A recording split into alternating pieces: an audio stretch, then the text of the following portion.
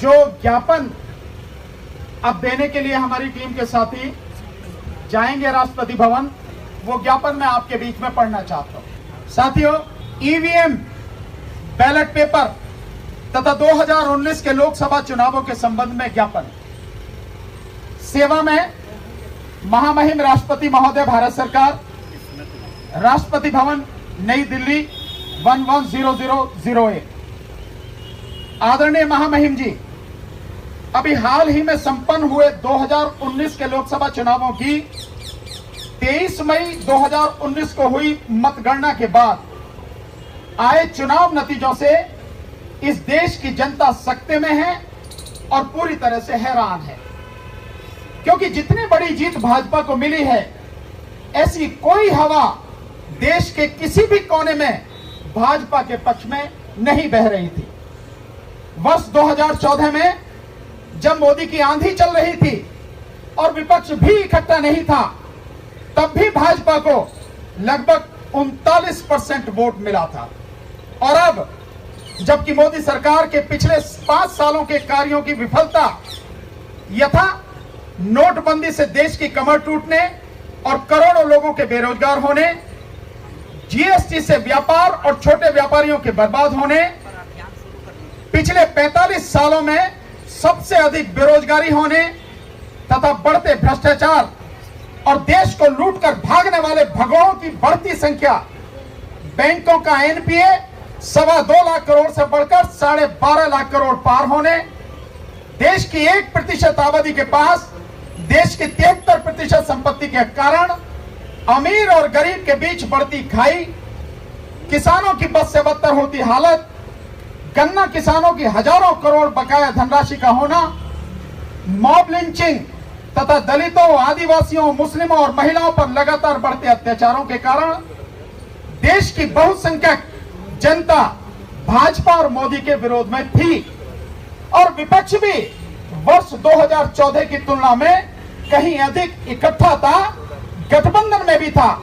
तब भाजपा को पहले से ज्यादा वोट मिले और 17 राज्यों में तो 51% से लेकर 60% तक वोट मिले, जो किसी भी तरह संभव नहीं है। यही नहीं, चुनाव आयोग द्वारा 2019 के लोकसभा चुनावों की तारीख की घोषणा के साथ ही 7 चरणों में चुनाव कराए जाने को लेकर चुनाव आयोग की नीयत पर सवाल उठने शुरू हो गए और लोगों के मन में चुनावों के दौरान बेईमानी और धांधली की आशंका पैदा होने लगी। चुनाव के आखिरी 2 चरण रमजान के दौरान कराए जाने को लेकर भी चुनाव आयोग पर सवाल या निशान खड़े किए गए। इसी दौरान 20 लाख ईवीएम गायब होने की खबरें बड़ी तेजी से सोशल मीडिया पर फैलने लगी। मुंबई के आरटीआई कार्यकर्ता श्री मनोरंजन राय ने चुनाव आयोग में एक आरटीआई लगाकर चुनाव आयोग से यह पूछा कि सन 2014 तक पिछले 15 वर्षों में चुनाव आयोग ने कितनी ईवीएम खरीदी हैं और किस कंपनी से खरीदी हैं। चुनाव आयोग ने आरटीआई का जवाब देते हुए बताया कि उसने 2014 तक पिछले 15 वर्षों में 2 कंपनियों से ईवीएम खरीदे हैं। एक बेंगलोर स्थित BEL कंपनी से 10,05,662 ईवीएम तथा दूसरे हैदराबाद स्थित ECIL कंपनी से 10,14,644 ईवीएम खरीदी थी। इस प्रकार चुनाव आयोग ने कुल 20,20,306 ईवीएम खरीदी। श्री मनोरंजन राय ने फिर 2 आरटीआई लगाई, एक BEL कंपनी में और दूसरी ECIL कंपनी में, और उन कंपनियों से पूछा कि उन्होंने सन 2014 तक पिछले 15 सालों में चुनाव आयोग को कितनी ईवीएम सप्लाई की हैं। BEL कंपनी ने बताया कि उसने 19,69,932 ईवीएम सप्लाई की हैं तथा ECIL कंपनी ने बताया कि उसने 19,44,593 ईवीएम सप्लाई की हैं। इस प्रकार भारत चुनाव आयोग को 2014 से पहले पिछले 15 सालों में कुल 39,14,0525 ईवीएम की सप्लाई की गई। अर्थात चुनाव आयोग द्वारा बताई गई ईवीएम की सही संख्या से 94,200 ईवीएम, 219 ईवीएम ज्यादा। आखिर चुनाव आयोग उसके द्वारा खरीदी गई ईवीएम की संख्या सही क्यों नहीं बता रहा है? छुपा क्यों रहा है? झूठ क्यों बोल रहा है? क्या राज है इसमें? क्या उसका इसमें कोई स्वार्थ है? और फिर चुनावों के समय बिना किसी सुरक्षा के खुलेआम ट्रकों, मेटाडोर, टेम्पू, थ्री व्हीलर और रिक्शे इत्यादि में तहसीलदार एवं एसडीएम की गाड़ी में ईवीएम के ले जाने तथा ढाबों, होटलों में ईवीएम के मिलने की वीडियो सामने आई। कई जगह प्रत्याशियों को बताए बिना स्ट्रांग रूम से ईवीएम के अंदर बाहर आने जाने की भी खबरें आई। इन सभी सवालों पर चुनाव आयोग ने कोई उत्तर नहीं दिया। यहां तक कि चुनाव प्रचार के दौरान भाजपा के नेताओं ने, विशेषकर मोदी और अमित शाह ने चुनाव आचार संहिता का खुलेआम धज्जियां उड़ाई और धर्म, पुलवामा और सैनिकों के नाम पर खुलकर वोट मांगे। कई शिकायतों और सबूतों के बाद भी चुनाव आयुक्त अशोक लवासा के विरोध और आपत्तियों के बाद भी मुख्य चुनाव आयुक्त सुनील अरोड़ा व सुशील चंद्रा ने मोदी और अमित शाह को हर मामले में क्लीन चिट दे दी। यही नहीं, पूरी चुनाव प्रक्रिया के दौरान नमो टीवी सारे नियमों और कानूनों की धज्जियां उड़ाते हुए लगातार 24 घंटे चला और चुनाव आयोग ने कुछ नहीं किया। अमित शाह द्वारा भाजपा की 300 और एनडीए की 350 सीटें आने का दावा और न्यूज चैनलों द्वारा एग्जिट पोल में उन पर मोहर लगाना तथा मतगणना के ठीक बाद वही नतीजे आना सबको हैरान कर गया और देश की जनता का शक यकीन में बदल गया कि चुनावों में बड़े पैमाने पर धांधली और बेईमानी हुई है। यह बात उस समय और पुख्ता हो गई जब बदायूं लोकसभा क्षेत्र से समाजवादी पार्टी के उम्मीदवार श्री धर्मेंद्र यादव के क्षेत्र के बिलसी विधानसभा में वोट तो पड़ी 1,88,248 और मतगणना के समय वोट निकली 1,96,110 अर्थात 7,862 वोट ज्यादा। यह बात सिद्ध करती है ईवीएम में गड़बड़ी है। ईवीएम की इस गड़बड़ी और धांधली पर उस समय अंतिम रूप से मोहर लग गई जब चुनाव आयोग की वेबसाइट के लिए गए आंकड़ों के बाद द क्विंट पत्रिका ने यह रिपोर्ट छापी कि 373 लोकसभा क्षेत्रों में मतगणना के दौरान गिने गए वोटों की संख्या डाले गए वोटों से लगभग 8,000 से 18,000 तक ज्यादा है। द क्विंट ने इन सब के विषय में चुनाव आयोग को पत्र लिखकर पूछा, किंतु अभी तक चुनाव आयोग ने उनके प्रश्नों का कोई उत्तर नहीं दिया है। अपितु अपनी वेबसाइट से ये आंकड़े ही हटा दिए हैं। यहां पर कुछ सवाल और भी बड़े गंभीर हैं जिनका इस देश की जनता को उत्तर दिया जाना परम आवश्यक है, किंतु अभी तक उनका उत्तर नहीं दिया गया है। इनमें से एक प्रश्न जो चुनाव आयोग से ही नहीं, देश की सबसे बड़ी अदालत सुप्रीम कोर्ट से भी है। सुप्रीम कोर्ट ने सन 2013 में एक मुकदमे में यह माना था कि ईवीएम पूरी तरह सुरक्षित नहीं है और इसमें गड़बड़ी हो सकती है। फिर 2017 में श्री वामन मेश्राम के मुकदमे में सुप्रीम कोर्ट ने कहा कि आगामी चुनावों में प्रत्येक ईवीएम के साथ वीवीपैट मशीन लगाई जाए और सुप्रीम कोर्ट के आदेश पर ही भारत चुनाव आयोग ने चुनाव आयोग को लगभग 3,500 करोड़ रुपए वीवीपैट मशीनों के निर्माण के लिए दिए। मशीनें बनी, चुनावों में प्रयोग हुई। अब सवाल यह है कि जब वीवीपैट मशीनें चुनावों में ईवीएम की गड़बड़ी को रोकने के लिए बनाई गई थी और लगाई गई थी, तो उनसे निकलने वाली पर्चियों की गिनती क्यों नहीं की गई? अगर उन पर्चियों की गिनती ही नहीं करनी थी तो वीवीपैट मशीन का प्रयोग ही क्यों किया गया? यह सुप्रीम कोर्ट को सोचना है। यहां तक कि चुनाव आयोग और बाद में सुप्रीम कोर्ट द्वारा 21 राजनीतिक दलों द्वारा 50% वीवीपैट मशीनों की पर्चियों की गिनती की मांग के लिए दायर याचिका को भी खारिज कर दिया गया। जब 2019 के लोकसभा चुनावों की पूरी प्रक्रिया पहले फेज के नामांकन शुरू होने से 23 मई 2019 तक मतगणना होने तक 2 महीने 8 दिन चली और हजारों करोड़ रुपया खर्च हुआ, तो 50% वीवीपैट की मशीनों की पर्चियों की गिनती में 6 दिन और कुछ और पैसा अगर लग जाता तो क्या दिक्कत थी? आखिर ये जनता के विश्वास का विषय है। सुप्रीम कोर्ट ने प्रत्येक विधानसभा से मात्र 5 पोलिंग बूथ की वीवीपैट मशीनों की पर्चियों की गिनती का ही आदेश दिया। 21 राजनीतिक दलों ने पुनः चुनाव आयोग से निवेदन किया कि प्रत्येक विधानसभा से 5 पोलिंग बूथ की वीवीपैट मशीनों की पर्चियों और ईवीएम की वोटों की गिनती की मतगणना से शुरू में ही करा ली जाए, ताकि अगर कोई गड़बड़ी है शुरू में ही सामने आ जाए।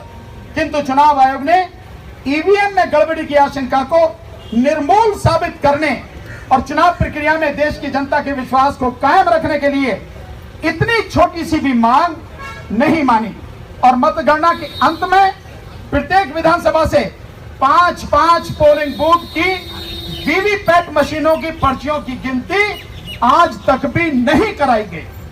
दूसरा प्रश्न यह है कि चुनाव आयोग ने ईवीएम के इस्तेमाल में होने वाली चिप को पहले तो कहा था कि वे ओटीपी यानी वन टाइम प्रोग्रामिंग, अर्थात उस चिप में केवल एक बार ही प्रोग्रामिंग की जा सकती है, दोबारा नहीं।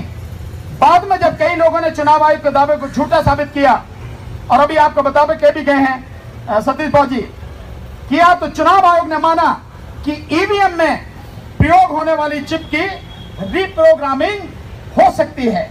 इसका अर्थ है कि ईवीएम में फेरबदल हो सकती है, यानी छेड़छाड़ हो सकती है और धांधली हो सकती है।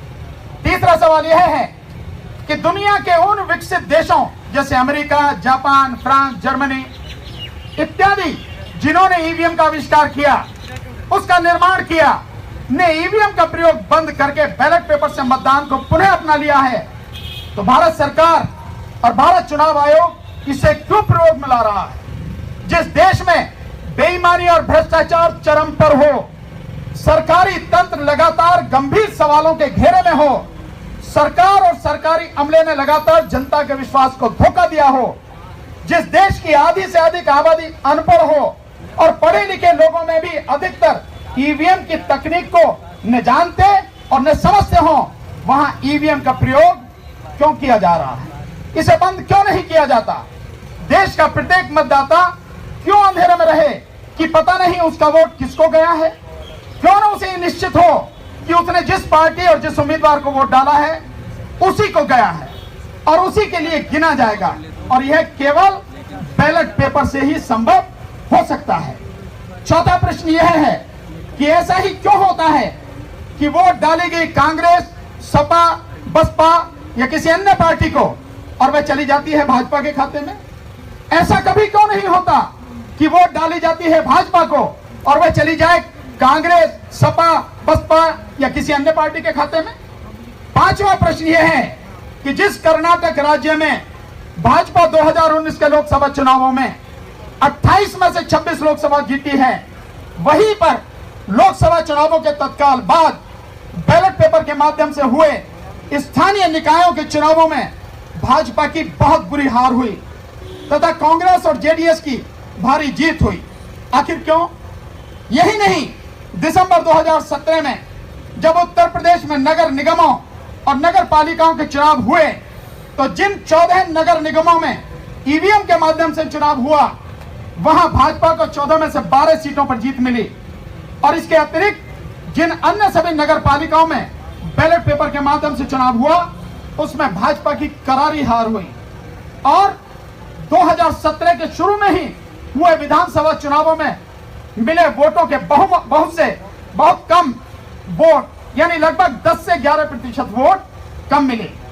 छठा प्रश्न यह है कि चुनाव के दौरान हैदराबाद के एक सज्जन ने प्रामाणिक रूप से बताया था कि पूरे देश में वोटर लिस्ट में 5 करोड़ मुस्लिमों और 6 करोड़ दलितों की वोटें गायब हैं, और यह समाचार द वायर और एनडीटीवी इंडिया जैसे न्यूज चैनलों पर प्रमुखता से दिखाया गया था। इसमें से किसी सवाल का जवाब चुनाव आयोग ने आज तक नहीं दिया है। क्या उपरोक्त वर्णित सभी बातें यह सुनिश्चित करने के लिए पर्याप्त नहीं है कि भारत में ईवीएम के माध्यम से चुनाव कराना तत्काल बंद किया जाए और केवल बैलेट पेपर के माध्यम से ही इस देश में भविष्य में कोई भी चुनाव कराए जाएं। इसलिए महामहिम राष्ट्रपति महोदय, राष्ट्रीय जनहित संघर्ष पार्टी जनहित और देश हित में आपसे विनम्र अनुरोध करती है कि 2019 के लोकसभा चुनावों में चुनाव आयोग द्वारा अपने पद और गरिमा को धूल में मिलाते हुए अपने कर्तव्य का सच्ची श्रद्धा और निष्ठा तथा शुद्ध अंतःकरण से निर्वाह न करके देश के 133 करोड़ नागरिकों के साथ गंभीर और अक्षम्य अपराध किया है तथा भाजपा के पक्ष में खड़े होकर ईवीएम में बड़े पैमाने पर हेराफेरी, धांधली और जालसाजी करके लूट तंत्र के माध्यम से लोकतंत्र की हत्या करके बेईमानी से भाजपा को चुनावों में भारी मतों से जिताया है तथा संविधान की शपथ लेकर असंवैधानिक कार्य करके संविधान को ध्वस्त और अपमानित किया है और देश की जनता के प्रति गद्दारी और देशद्रोह किया है। इसलिए महामहिम राष्ट्रपति महोदय जी से अनुरोध है कि नंबर 1, लोकसभा चुनाव 2019 को अवैध घोषित कर निरस्त किया जाए, वर्तमान भारत सरकार को तुरंत बर्खास्त किया जाए और दोबारा चुनाव कराए जाए।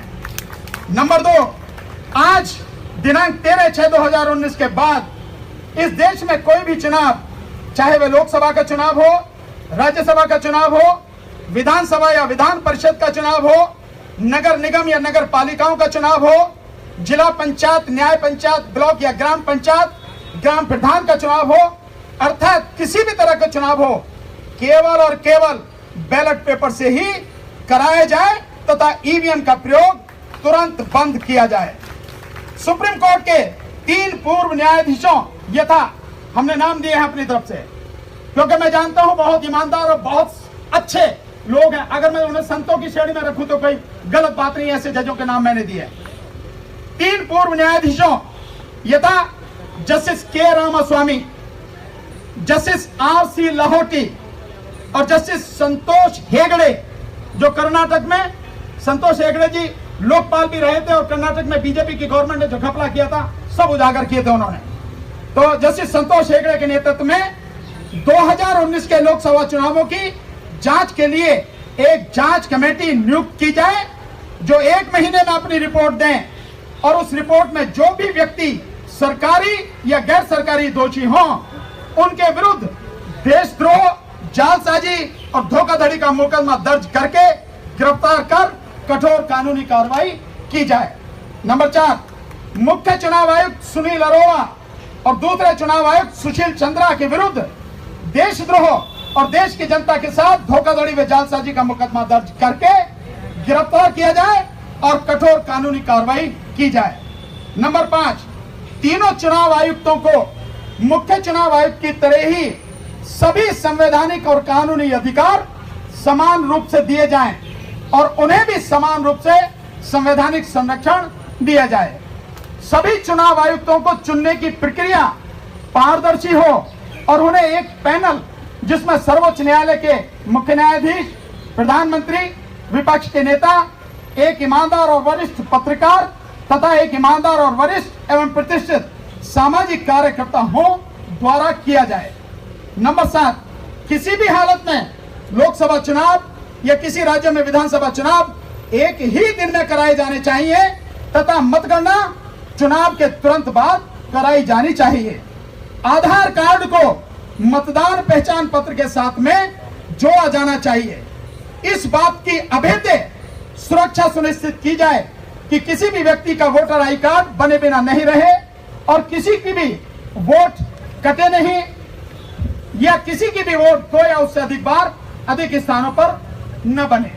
और आखिर में लोकसभा, विधानसभा, नगर निगम, नगर पालिका, न्याय पंचायत, नगर पंचायत, जिला पंचायत और ग्राम प्रधानों के लिए एक समान ही या यूं कहें कि एक ही वोटर लिस्ट होनी चाहिए, अलग अलग नहीं।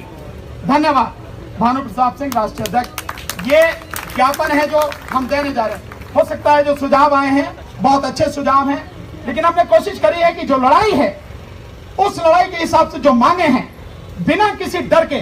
कोई ये समझता हो कि इलेक्शन कमीशन कुछ है, इलेक्शन कमीशन नौकर है, इंग्लिश में वर्ड है पब्लिक सर्वेंट। पब्लिक सर्वेंट मतलब पूरे देश की जनता का नौकर है वो। कोई भी हो, देश की जनता का नौकर है, क्योंकि देश का जो संविधान है वो सबसे पहले यही कहता है, हम भारत के लोग, we the people of India.